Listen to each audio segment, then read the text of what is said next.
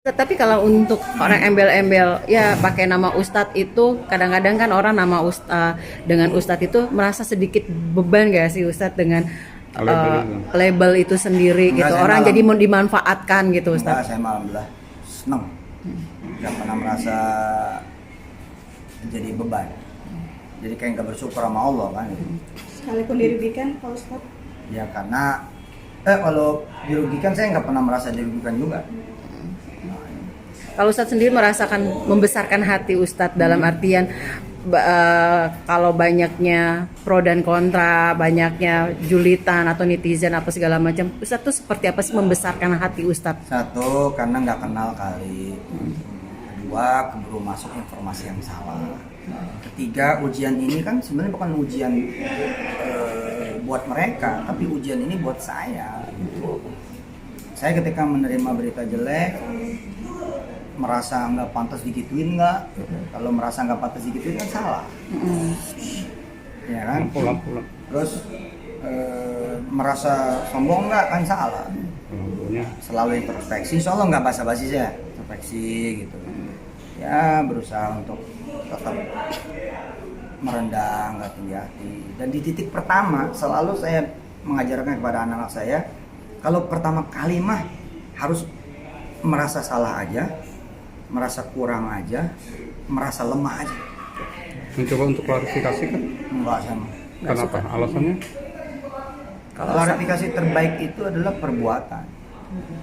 Diam dan berbuat. Bukan diam, kalau berbuat kan mana ada diam. Tapi shock, Artinya action. sempat shock nggak maksudnya? Enggak kan kita latihan masalah dari dulu ya. Ustadz, kalau Ustadz nih misalkan Yang Ustadz penting kan emang enggak gitu aja kecuali benar ini. sosok seorang Ustadz itu kalau ketika setiap manusia pasti ada yang namanya kena masalah, kena musibah. Tapi kalau Ustadz sendiri, kalau sosok Ustadz kalau ketika kena masalah, Ustadz tuh larinya kemana sih Ustadz? Bagus nih. Jadi lagi. Kelarinya kemana sih Ustadz? Ada merenung? Merenung nggak Ustadz? Merenung dalam artian ada juga yang di titik terendah ketika ada diterpa masalah. Ustadz tuh seperti apa sih? Udah pasti kalau sholat tahajud atau berdoa. Kalau Ustadz sendiri apa yang Ustadz lakukan? Saya ini masih manusia biasa banget. Jadi kalau suntuk ya Netflix. IndiHome itu ya apa Disney gitu, Mola gitu, masih nyari kafe buat ngopi gula aren. Saya asli masih santri banget, masih belum ya doain lah biar soleh banget gitu. Jadi kalau orang bilang, Ustadz kalau kena masalah kok Allah banget, enggak. Nah tapi saya barengin dengan apa? Saya lebih ke sedekah. Jadi saya jalan tuh ke orang-orang yang cancer, yang mau diamputasi karena diabetes. Lalu saya melihat, gue mah gak ada apa-apanya. Udah selesai. Mencurahkan lewat buku juga Mas Ustadz. Nah, saya nulis apa. Tapi ketika ada di titik terpuruk, titik merasa terendah, banyaknya cobaan, musibah, diterpa di pemberitaan. Nah masalah saya nggak pernah merasa ada di titik terpuruk itu, karena kosakatanya beda. Kosakatanya masalah itu berkah. Ya udah. Makin banyak masalah, makin banyak berkahnya. Udah, jadi beda kan? Kosakatanya beda loh. Jadi ketika kosakatanya beda, beda juga rasanya. Misalkan kita kalau ngelihat cacian, makian, hinaan, bulian, fitnahan, gibahan, terus dibungkus ini bahwa semua adalah pupuk. Selesai kan gitu. Itu bukan hinaan, pupuk. Kan capek-capek kita nyari pupuk buat supaya pohon kita tumbuh, berkembang dan berbuah. Nah ini ada yang nganterin, terima. Terima itu jangan terima itu jangan dibalikin. Gitu. Kalau nerima jangan dibalikin. Misalnya gini kan ada orang maaf ngomong gini nih, bodoh kamu gitu. Terus kita ngebalikin, lo tuh yang bodoh, namanya balikin. Jangan, bodoh kamu, iya bang, makasih ntar saya belajar. Gitu, gitu. Jelek lo yang jelek, wah, ntar jadi berantem. Jelek lo, iya bang, nanti saya nyisir. Wah, gitu. Artinya ini lebih cobaan yang tanpa disadari sebelumnya Ustadz atau gimana? Iya, jadi semua ini adalah cobaan buat saya, buat kita. Gitu. Jadi kalau misalnya dapat saudara, dapat tetangga, dapat teman yang berlaku jelek buat Anda, para pemirsa misalkan, sesungguhnya ujiannya itu bukan ada di perlakuan mereka, reaksi kita gimana. Oke, dari segi Ustadz sendiri, sisi terpuruk Ustadz itu kan pasti ada aja gitu. Nggak ada. Sama. Bener-bener nggak ada. Yang membesarkan hati Ustadz ketika Ustadz merasa dihina, dipojokan, dizolimi itu apa Ustadz? Ini tadi kan kita merasanya udah salah duluan, merasa ada kurang. Kan kita cari nih kenapa ya begitu. Dan saya selalu berusaha tidak masuk wilayah niat orang. Jadi saya nggak mau masuk ke wilayah niat orang karena nggak mau bikin hati jadi rusak. Istri sendiri, anak-anak mensupport nggak sih Ustadz seperti apa ketika Support, jadi- papahnya kena masalah, papahnya di rumah tuh kita biasa yasinan, biasa kemudian dengan izin Allah ya riadoan kecil gitu supaya kemudian dipulangin kepada Allah. Ada konsep menarik kalau masalah terima kasih, itu konsepnya. Jadi kalau kita sedang bermasalah, punya kesulitan, punya urusan, punya persoalan, punya beban, punya penderitaan, punya kesedihan, itu pakai ilmu namanya terima kasih. Apa tuh terima kasih? Terima kasih itu terima, terus kasih. Jadi jangan mampir ke hati, jangan mampir ke otak, pikiran, jangan. Terima bahwa ini semua bukan dari orang, tapi dari Allah. Kalau udah nerima bahwa ini semua dari Allah, kasih lagi ke dia yang urusin, dia ngasih, gitu. Beres tuh. Sekalipun merasa namanya dirugikan. Ya itu kan nggak sempat mampir, gua nggak sempat mikir.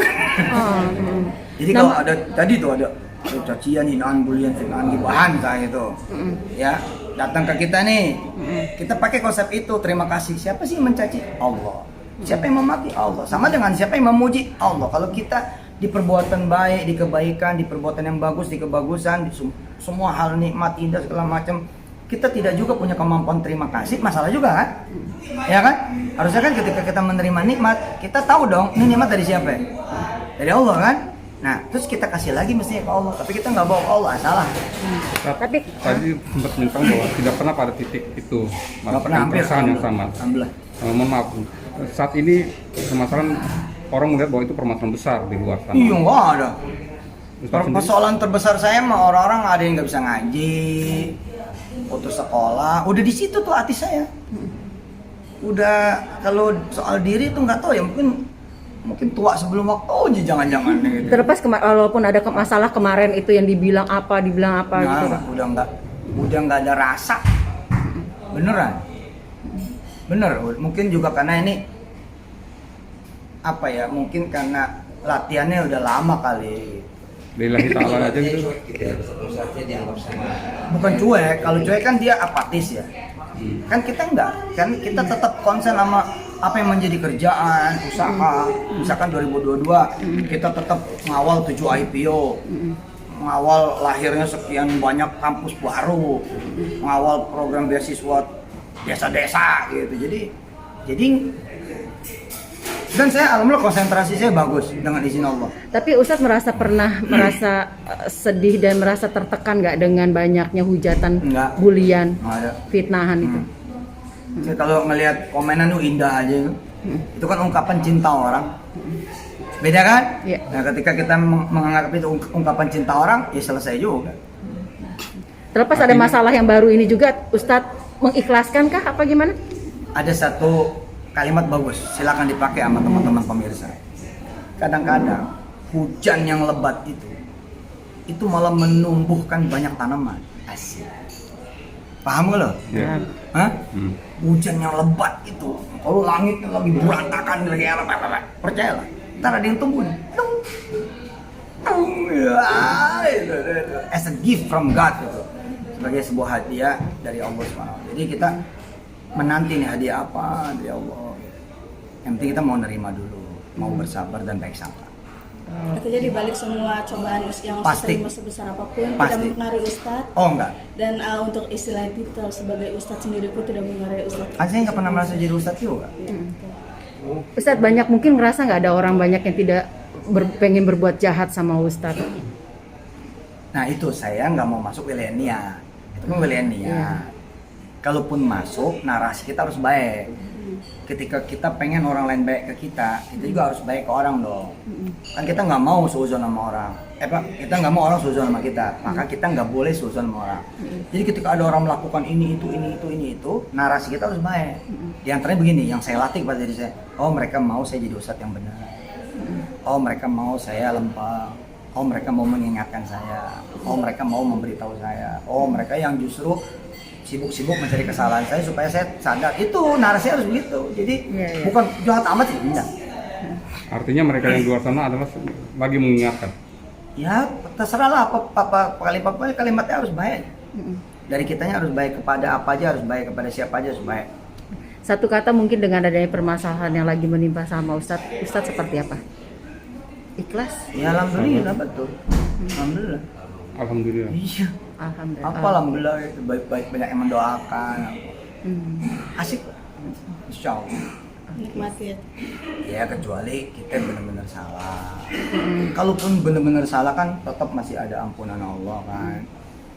Lagian emang kalaupun iya jahat, apa iya kelas kita Firaun kan masa iya sih. Ustadz, sosok yang membenarkan diri kah? Sosok yang mau ingin open terhadap apapun ketika Ustadz merasa dipojokkan, merasa dipermasalahkan?